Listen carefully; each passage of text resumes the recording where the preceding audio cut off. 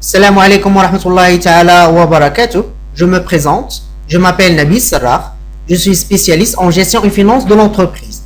Bienvenue dans cette séance de formation sous le titre Le compte de produits et charges. Appelé aussi compte de gestion. On commence par la définition. C'est l'état de synthèse décrivant en termes comptables de produits et de charges les composantes du résultat net final. أي أن حساب الكسب والأعباء هو عبارة عن بيان تركيبي يعطي النتيجة الصافية التي تحققها المقاولة خلال السنة المحاسبية بدلالة الكسب والأعباء.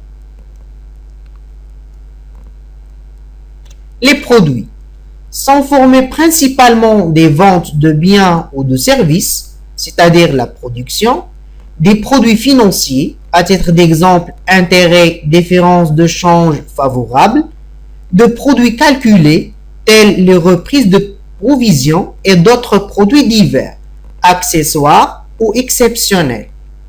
Ils correspondent à un enrichissement potentiel de l'entreprise et sont générateurs de bénéfices dans la mesure où le niveau des charges correspondantes leur reste inférieur. Donc, les produits sont constitués par les ventes de biens et des services, par des produits financiers et par des produits qui ne sont pas encaissables, mais ce sont des produits juste calculés qui se trouvent parmi les produits de l'exercice comptable. À titre d'exemple, les reprises de provisions, transferts de charges et ainsi de suite. Il y a aussi des produits accessoires ou exceptionnels. Exceptionnels, c'est-à-dire des produits qui sont en principe rares. Donc, ces produits enrichissent la situation financière de l'entreprise pendant l'exercice comptable.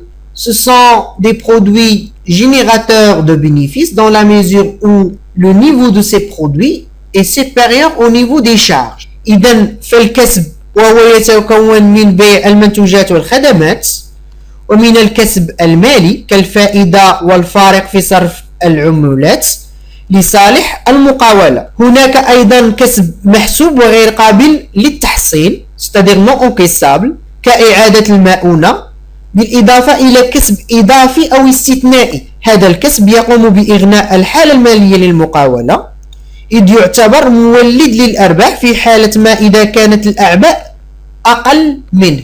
Les charges sont formées principalement des achats consommés de biens et de services utilisés dans le cycle d'exploitation de l'entreprise, c'est-à-dire la consommation, ainsi que de la rémunération des divers facteurs de production, impôts, charges de personnel, intérêts et ainsi de suite. Ils comprennent également les charges calculées, c'est-à-dire des charges qui ne sont pas décaissables, que sont les dotations aux amortissements et aux provisions. D'autres charges diverses accessoires ou exceptionnelles, ainsi que les impôts sur les résultats. Ils correspondent à un appauvrissement potentiel de l'entreprise. Elles sont génératrices de pertes dans la mesure où le niveau des produits correspondants leur reste inférieur. الأعباء وتتكون من المشتريات المستهلكة للمنتوجات والخدمات المستعملة في دورة الاستغلال أي استغلال النشاط الأساسي للمقاولة ونعني به الاستهلاك. أيضا تأدية عوامل الإنتاج كالضرائب، أعباء المستخدمين، الفوائد إلى آخره. تتكون أيضا من أعباء محسوبة ليست بنفقات كالاستهلاكات والمؤن، أيضا أعباء أخرى ثانوية أو استثنائية. هناك أيضا الضرائب على النتيجة حيث أن هذه الأعباء تقوم بتفقير الحالة المالية للمقاولة كونها مولدة للخسائر إذا ما كان الكسب أقل منها. Structure du compte de produits et charges. Pour une meilleure information et une meilleure analyse de gestion, les charges et les produits sont classés par nature. Les différentes rubriques de ce compte sont classées entre trois niveaux d'analyse. à savoir niveau d'exploitation qui correspond à l'activité normale et courante de l'entreprise, c'est-à-dire l'activité qui correspond à l'objet principal de l'entreprise.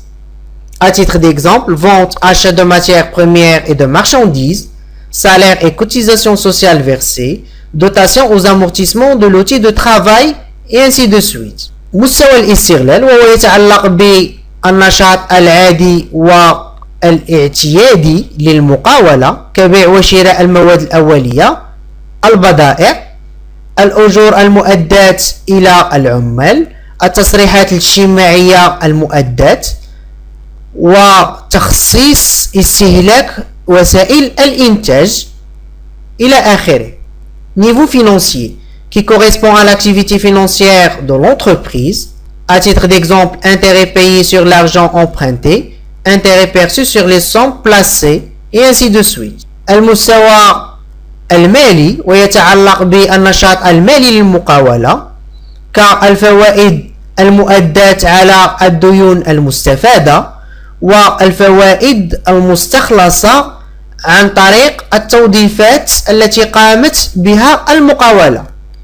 Niveau exceptionnel reflète les opérations à caractère exceptionnel, c'est-à-dire rare, à titre d'exemple, dommages et intérêts versés ou reçus, vente d'une immobilisation et ainsi de suite, qui correspond aux produits et charges exceptionnels, c'est-à-dire rares, de l'entreprise. المستوى الاستثنائي ويعكس العمليات ذات الطابع الاستثنائي كالتعويضات والفوائد المؤداة أو المستخلصة، بيع الأصول الثابتة إلى آخره. Présentation simple du CPC. À titre d'illustration, le compte de produits et charges est l'un des 5 états de synthèse élaborés par le Code général de la normalisation comptable qui constitue le cadre réglementaire de la comptabilité générale au Maroc avec la loi 988, obligation comptable des commerçants. إذن فحساب الكسب والأعباء هو عبارة عن بيان تركيبي من بين البيانات التركيبية الخمسة التي جاءت بها المدونة العامة لتوحيد المحاسبة. Et à titre d'information, on a seulement 2 états de synthèse qui nous permettent de calculer le résultat, à savoir le bilan et le CPC. إذن فهناك فقط بيانين تركيبيين على مستوى المحاسبة العامة يمكنان من حساب النتيجة وهما الموازنة وحساب الكسب والأعباء.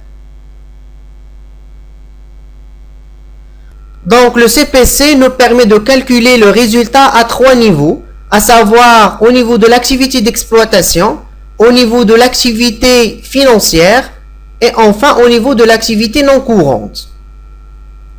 Donc on a les produits d'exploitation moins les charges d'exploitation, nous permet de calculer le résultat d'exploitation qui correspond à l'activité normale de l'entreprise.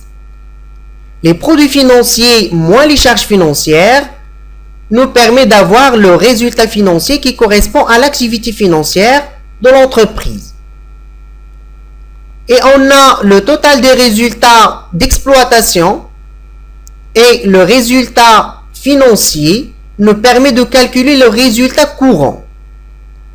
Les produits non courants moins les charges non courantes nous permet de calculer le résultat non courant qui correspond à l'activité non courante ou exceptionnelle de l'entreprise. Et on a le résultat courant plus le résultat non courant nous permet d'avoir le résultat avant impôt. Et après la déduction des impôts sur les bénéfices, nous permet de calculer le résultat net de l'exercice comptable. Si le total des produits est supérieur au total des charges, on obtient un bénéfice. إذا ما كان مجموع الكسب أكبر من مجموع الأعباء فإننا نحصل على ربح. Si le total des charges est supérieur au total des produits, on obtient une perte. إذا ما كان مجموع الأعباء أكبر من مجموع الكسب فإننا نحصل على خسارة. Si total des charges égale total des produits, on obtient un résultat nul. إذا كان مجموع الأعباء يساوي مجموع الكسب فإن النتيجة تساوي 0.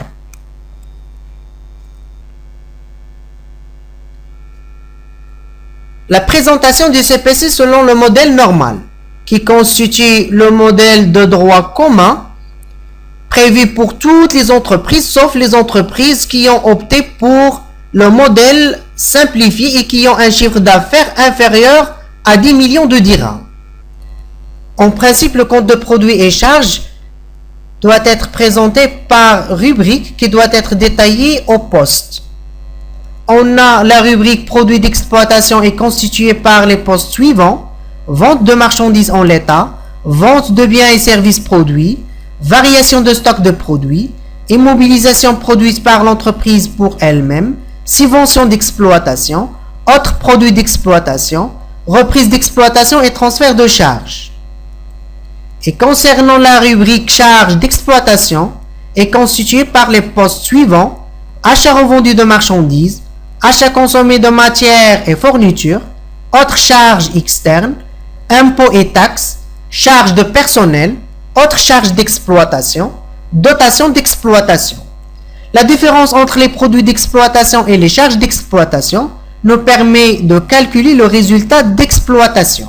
Concernant la rubrique produits financiers, est constituée par les postes produits des titres de participation et autres titres immobilisés, gains de change, intérêts et autres produits financiers, reprise financière et transfert de charges. Pour la rubrique charges financières, est constituée par les postes charges d'intérêt, perte de change, autres charges financières, dotation financière. Donc la différence entre les produits financiers et les charges financières nous permet de calculer le résultat financier. Et on a le total de résultats d'exploitation et résultats financiers nous permet d'avoir le résultat courant. Concernant la deuxième partie du CPC, on a la rubrique produits non courants est constituée par les postes produits des cessions d'immobilisation, subvention d'équilibre, reprise sur subvention d'investissement, autres produits non courants, reprise non courante et transfert de charges. Pour la rubrique charges non courantes, est constituée par les postes valeur nette d'amortissement des immobilisations cédées, subventions accordées, autres charges non courantes, dotation non courante, aux amortissements et aux provisions. On a la différence entre les produits non courants et les charges non courantes nous permet de calculer le résultat non courant. Le total du résultat courant et résultat non courant nous permet d'avoir le résultat avant impôt. Et après la déduction des impôts sur les résultats, nous permet de calculer le résultat net de l'exercice. À noter bien que le bilan et le CPC se présentent par poste, c'est-à-dire par rubrique qui doit être détaillée au poste. De ce fait, il devient important de maîtriser le calcul des achats revendus de marchandises et achats consommés de matières et fournitures. Donc, à titre d'information, la difficulté qui existe au niveau du CPC est le calcul des deux postes, achats revendus de marchandises et achats consommés de matières et fournitures, qu'on doit les calculer à travers des formules qu'on va les traiter par la suite. Achats revendus de marchandises égale les achats de marchandises plus le stock initial de marchandises, c'est-à-dire le stock au début de l'exercice comptable, moins le stock final de marchandises, c'est-à-dire le stock à la fin de l'exercice comptable, égale les achats plus le stock initial moins le stock final, égale les achats moins entre parenthèses le stock final moins le stock initial, égale les achats moins la variation du stock. Donc, la différence entre le stock final et le stock initial est appelée la variation du stock.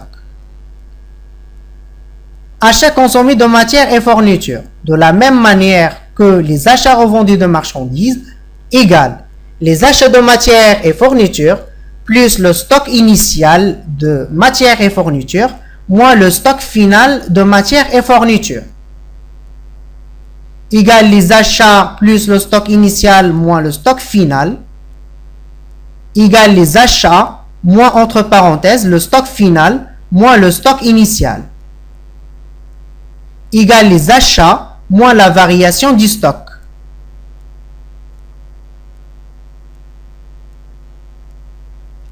Cas pratique sur le CPC.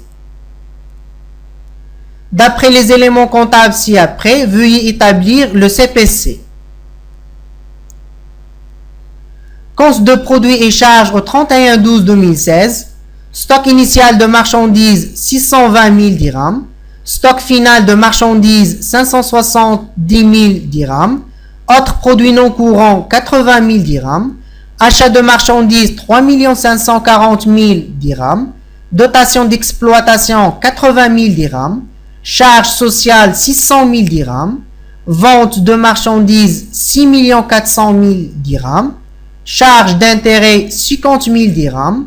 Impôts et taxes 120 000 dirhams. Intérêts et autres produits financiers 20 000 dirhams. On présente la solution. D'abord, on va calculer les deux postes achats revendus de marchandises et achats consommés de matières et fournitures. Donc, concernant les achats revendus de marchandises, égale les achats moins la variation du stock. Égale les achats moins, entre parenthèses, le stock final moins le stock initial. Égale 3 540 000 dirhams moins, entre parenthèses, 570 000 dirhams, moins 620 000 dirhams, égale 3 540 000 dirhams, moins, entre parenthèses, moins 50 000 dirhams. Ce qui nous permet d'avoir 3 590 000 dirhams. Concernant les achats consommés de matières et fournitures, égale les achats moins la variation du stock, égale les achats moins, entre parenthèses, le stock final moins le stock initial, égale 0, tout simplement parce qu'on n'a pas des achats ou des stocks.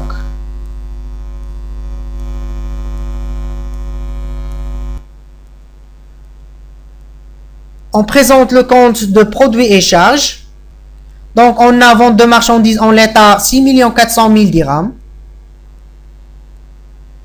Achat revendu de marchandises 3 590 000 dirhams.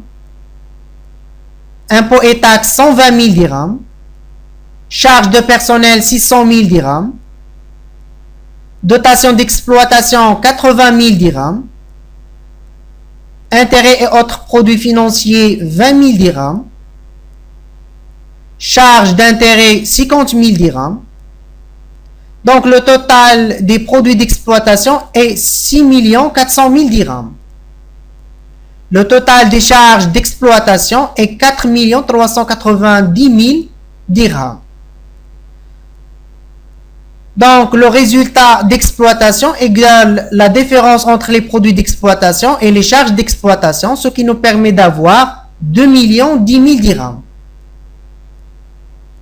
Le total des produits financiers est 20 000 dirhams. Le total des charges financières est 50 000 dirhams. Donc le résultat financier égale la différence entre les produits financiers et les charges financières, ce qui nous permet d'avoir moins 30 000 dirhams. Le résultat courant égale le résultat d'exploitation plus le résultat financier, ce qui nous permet d'obtenir 1 980 000 dirhams. On présente maintenant la deuxième partie du compte de produits et charges.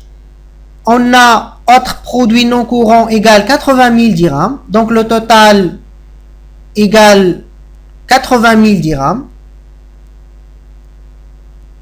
Et on n'a pas des charges non courantes. Donc le total égale 0.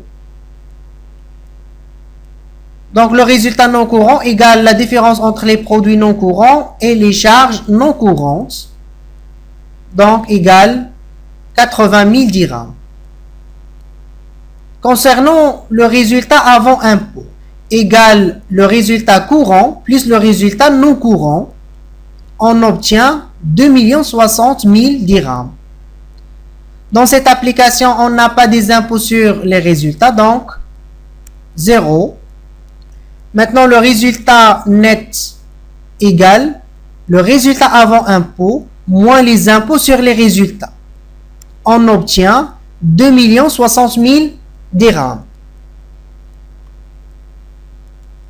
De ce fait, on a terminé cette séance. Merci de votre attention et à la prochaine vidéo, Inch'Allah.